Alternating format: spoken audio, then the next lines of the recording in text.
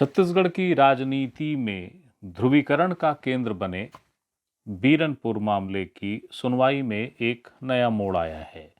CBI ने एक आवेदन पेश किया है सीबीआई स्पेशल कोर्ट में और ये आग्रह किया है कि इस मामले में जो धाराएं हैं उन धाराओं में कुछ नई धाराएं जोड़ी जाएं।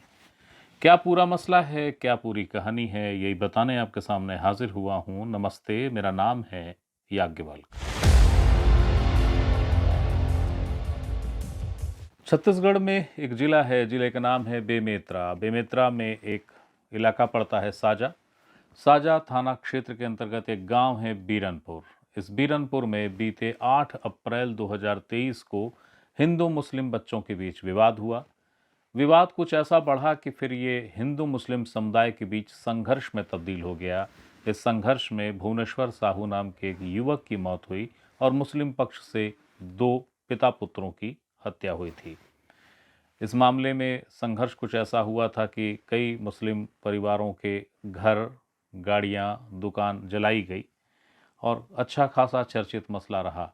जब ये घटनाक्रम हुआ उसके बाद बीजेपी ने यहाँ पर ध्रुवीकरण का एक अभिनव प्रयोग किया और इस प्रयोग का उसे इस स्वरूप में फ़ायदा मिला कि वो कई सीटें जीत गई।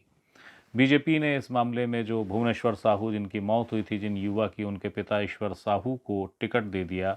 मौजूदा समय में ईश्वर साहू बीजेपी से विधायक हैं।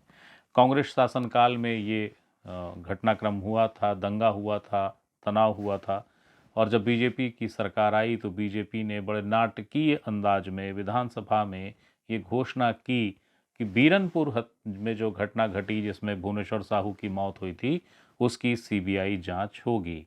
सरकार ने इसी बीरनपुर कांड में इसी संदर्भ के साथ जो अन्य घटनाक्रम हुए जिसमें मुस्लिम पिता पुत्र की हत्या हुई, मुस्लिमों के घर, उनकी गाड़ियां, उनकी दुकानें जली, इसे सीबीआई जांच का हिस्सा नहीं बनाया।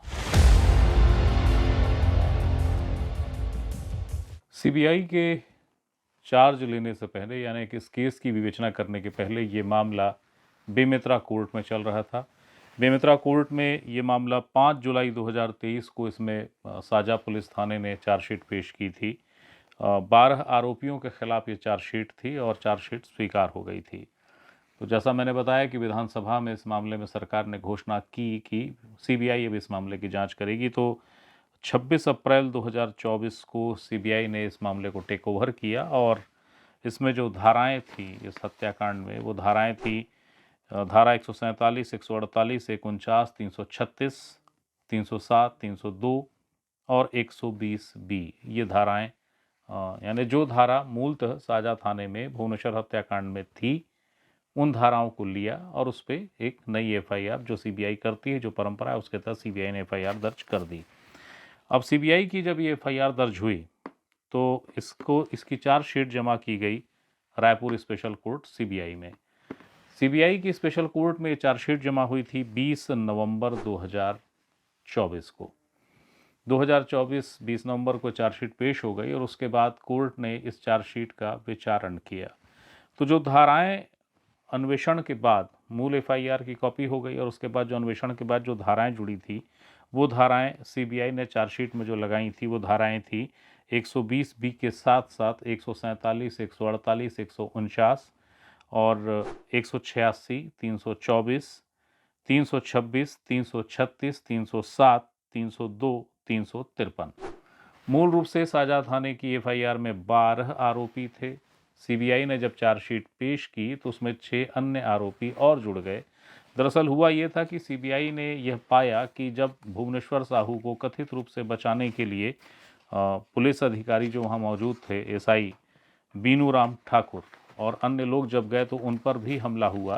तो वो जो हमला हुआ था साजा थाने में, उस हमले की एक अलग एफआईआर हुई थी, आरोपी उसमें अलग थे। तो वो आरोपी और उस घटनाक्रम को सीबीआई ने जोड़ दिया इसी भुवनेश्वर हत्याकांड में। इसलिए सीबीआई की चार्जशीट में आरोपियों की संख्या हो गई 18, क्योंकि हमले वाला जो घटनाक्रम था उसमें 6 आरोपी थे, उनको भी जोड़ दिया गया। और उसमें सीबीआई ने बताया कि न सिर्फ बीनू राम ठाकुर बल्कि भेखलाल ठाकुर, राजा राम साहू, प्रेमलाल साहू, जगेश्वर साहू और रमेश ठाकुर भी घायल हुए थे। सीबीआई के अनुसार ये घटना तब हुई जब विवाद हुआ और विवाद के बाद एक बैठक हो रहा था वहीं पे साजा के नवादा मंच पे। तो जब वहाँ बैठक हो रही थी तो कथित रूप से मुस्लिम समुदाय ने उस बैठक स्थल पे हमला किया और भुवनेश्वर साहू उसी जगह पर मौजूद थे। उन्हें भीड़ खींच कर ले गई और उनकी हत्या हुई। उनका शव मस्जिद के पास मिला था। हालांकि साजा थाने की जब आप एफआईआर को देखेंगे और उसका ब्यौरा पढ़ेंगे तो उसमें पता ये लगता है कि भीड़ वहाँ पर थी, नवादा मंच पे बैठक चल रही थी। इसी बीच एक समूह मुस्लिम बस्ती के अंदर घुसा। उस समूह में भुवनेश्वर साहू मौजूद थे और उसके बाद विवाद हुआ और फिर हत्याकांड हो गया था। और उसी के बाद जो क्रम चला हिंसक संघर्ष का, उसमें मुस्लिम समुदाय के घर जले, गाड़ियां जली, दुकानें जली और पिता पुत्र की हत्या हुई, जो कि सीबीआई जांच का हिस्सा नहीं है। बहरहाल सीबीआई ने ये आवेदन पेश किया है कोर्ट में अब कि जो अन्य धाराएं थी हमारी उसे जोड़ा जाए। क्यों पेश किया? क्योंकि सीबीआई ने जो चार्जशीट पेश की उसमें मैंने आपको धाराएं बताई पहले कि क्या धाराएं थी, लेकिन सीबीआई ने जब चार्जशीट का अवलोकन किया और जब चार्ज फ्रेम करने की स्थिति आई तो सीबीआई कोर्ट ने जिन धाराओं में चार्ज फ्रेम किया वो धाराएं थी 120 के बी के साथ साथ 147, 148, 307/149 और 302/149 के तहत ही चार्ज फ्रेम किया। यानी जो धाराएं नहीं थी वो धाराएं कौन सी थी? 186, 324, 336 और 353। इन्हें सीबीआई कोर्ट ने माना कि इस धाराओं को जोड़ दिया जाए, ऐसे साक्ष्य चार्जशीट में नहीं है और इसी मसले को लेकर आवेदन सीबीआई ने पेश किया है। 12 नवंबर यानी बुधवार को सीबीआई स्पेशल कोर्ट में जबकि बीरनपुर केस की पेशी थी और मूलतः इस पेशी में आज भगीरथ साहू का बयान होना था। भगीरथ साहू वो हैं भगीरथ साहू या संभवतः भागवत साहू, मैं थोड़ा सा भ्रम में हूँ, क्षमा कीजिएगा अगर गलत हो जाए, पर नाम या तो भगीरथ है या भागवत है। तो इनकी गवाही होनी थी। ये वही सज्जन हैं जिन्होंने भुवनेश्वर हत्याकांड की रिपोर्ट दर्ज कराई थी। मगर इसके पहले की गवाही शुरू होती सीबीआई ने एक आवेदन पेश किया। सीबीआई ने अपने आवेदन में यह याचना की कोर्ट से कि जो धाराएं हटाई गई हैं यानी धारा 186, 324, 336 और 353, इन्हें सीबीआई कोर्ट संज्ञान ले, इन्हें जोड़ दे। सीबीआई ने अपने आवेदन में यह आग्रह किया कि जो प्रकरण में पेश चार्जशीट है उसके अभिलेखों में इस बात के साक्ष्य हैं कि ये धाराएं जोड़ी जाएं, ये साक्ष्य संकलित हैं। और इसी के साथ ये आवेदन चूंकि सीबीआई ने पेश कर दिया इसलिए गवाही नहीं हो पाई, गवाही अब टल गई है अगली पेशी के लिए।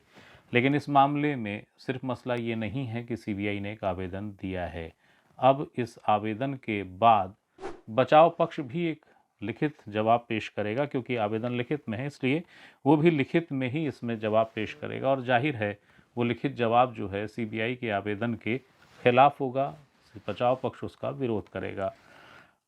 संभावना है कि 13 तारीख को गुरुवार को जब सीबीआई कोर्ट में बचाव पक्ष अपना लिखित तर्क देगा विरोध में, तो उसके बाद इस मामले में बहस भी बचाव पक्ष और सीबीआई के वकीलों के बीच होगी, जिसके बाद कोर्ट फैसला करेगा कि आखिरकार इस मामले में क्या होना है।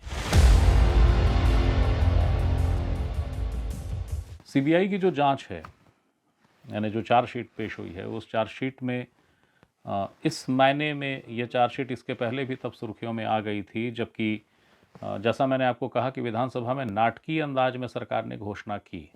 सरकार इस मसले को लेकर भी प्रश्नांकित है कि जब एक घटना घट रही है तो उस घटना के सिर्फ एक पक्ष को लेकर ही सीबीआई जांच की घोषणा क्यों हुई, अन्य मामलों को जो कि उसी घटनाक्रम उसी दंगे से जुड़े हुए हैं जिसमें पीड़ित पक्ष मुस्लिम समुदाय है उसे सीबीआई जांच का हिस्सा क्यों नहीं बनाया गया है, उसे लेकर प्रश्न अपनी जगह खड़े हैं, उसका जवाब नहीं मिलता है। बहरहाल इस मामले में अब 13 तारीख यानी कि गुरुवार पर नज़रें टिक गई हैं कि सीबीआई इसमें क्या करेगी। जो मैं आपको बता रहा था कि इसके पहले भी चर्चाओं में सीबीआई की ये चार्जशीट रही, तो उसके पीछे कारण ये है कि विधानसभा में भुवनेश्वर साहू के पिता जो कि विधायक हैं ईश्वर साहू, उन्होंने ये कहा था कि इस मामले में जो पुलिस की जांच है वो जांच सही नहीं हुई है। जो इस पूरे घटनाक्रम के पीछे सूत्रधार है, उत्तरदायी हैं, वो अंजोर साहू हैं, अंजोर यदू हैं और उनका नाम पुलिस की जांच में नहीं है। सीबीआई ने जब चार्जशीट पेश की है तो उसमें दूर दूर तक ना अंजोर यदू हैं और जो उनके राजनीतिक संरक्षक या उनके राजनीतिक गुरु कहे जाते हैं, जिनका नाम लगातार सुर्खियों में रहा, लगातार चर्चाओं में रहा, जिन्हें लेकर ये कहा गया कि उनकी लापरवाही ने या अति आत्मविश्वास ने बीरनपुर में बच्चों के झगड़े को दंगे में बदल दिया और वो नियंत्रित नहीं कर पाए, वे रविंद्र चौबे भी दूर दूर तक नहीं है। यानी किसी किस्म के राजनीतिक षड्यंत्र की बात सीबीआई की चार्जशीट नहीं कहती है, जैसा कि भुवनेश्वर के पिता ईश्वर साहू लगातार कहते रहे हैं और विधानसभा में उन्होंने कहा। तो चूंकि चार्जशीट में कोई पॉलिटिकल एंगल नहीं आया था, इसलिए भी ये खबर खासी सुर्खियों में थी। द हिट के पुराने आप वीडियो देखेंगे तो उसमें आपको सीबीआई के चार्जशीट को लेकर विस्तृत ब्यौरा भी मिल जाएगा।